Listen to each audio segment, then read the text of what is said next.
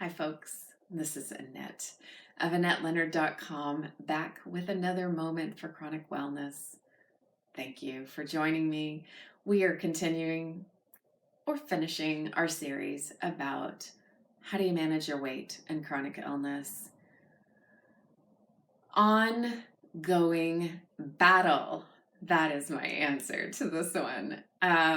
So I've given you sort of an arc about how I started as a plus size lady and went to a little bit smaller when I first got sick with chronic fatigue syndrome, and then went way down to somebody very underweight when muscle wasting hit, and then in short order zoomed up to somebody in, honestly, I mean, it's an ugly, ugly term, but the morbidly obese category when I was on all my heavy duty meds to fight the muscle wasting.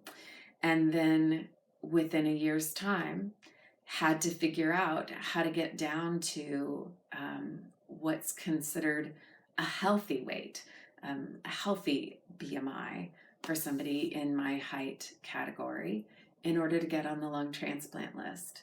And so through the process of calorie counting and calorie restriction, I did it. I lost 70 pounds in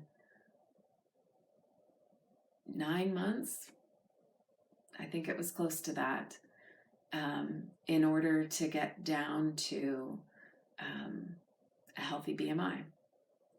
And it continues to be calorie restriction that I use because there have continued to be fluctuations in my weight as prednisone is still in the arsenal that is used for my flare-ups. And weight is a struggle because exercise is a struggle, because food is a struggle, because confinement is a struggle, because food is a comfort, because illness is a struggle, because being in sedentary is my life, because all of these things. And so I do not use my FitnessPal every day in my life, but I probably use it for 3 to 5 months out of the year because I need that kind of help maintaining this healthy weight that that my doctors are requiring I stay at, that my lungs are requiring I stay at. This is smaller than I have been for much of my adult life. So when you look at me and you think, oh, what's that lady complaining about weight for? This isn't the weight that I spent much of my life at. So maybe you look at me and you don't see a plus size girl, and yet I got a plus size heart. Calorie restriction. It is not fun, and I have learned that I can find pleasure in eating any and every food that I enjoy, just about, as long as I can do it in moderation. I mean, I'm saying that to you, and I'm flashing on the fact that yesterday I got an apple fritter intending to cut a wedge out of the apple fritter and enjoy just a beautiful, glorious, decadent piece of that apple fritter. And I was having a really hard grief day, missing my mom and my brother. And I can't seem to get rid of this persistent thrush that has dogged me for about 4 weeks now. And it transforms everything but the taste of sugar in my mouth. And I'll be damned if I didn't just eat the whole apple fritter. It was the size of my head. It was obscene. And I felt so sick to my stomach after I ate it. But I cut out that little wedge and I took it on a plate into the other room and I ate just that little wedge.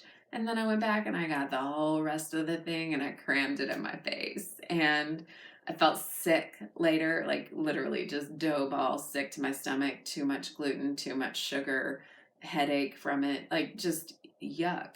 But I'm not gonna lie to you about the fact that like I'm always good with portion control and the like just a little piece of it will always be satisfying, and so only just have a little piece of it. Like no, I don't do it right. I don't do it perfectly.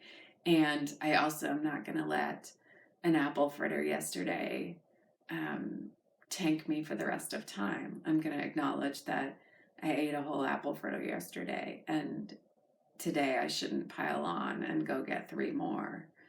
Today I should cut back on carbs and cut back on sugar and eat more vegetable matter and higher protein and smaller portions. And so it goes. The get honest, do what makes me feel better today. Try not to feed the yeast again. One day at a time, right?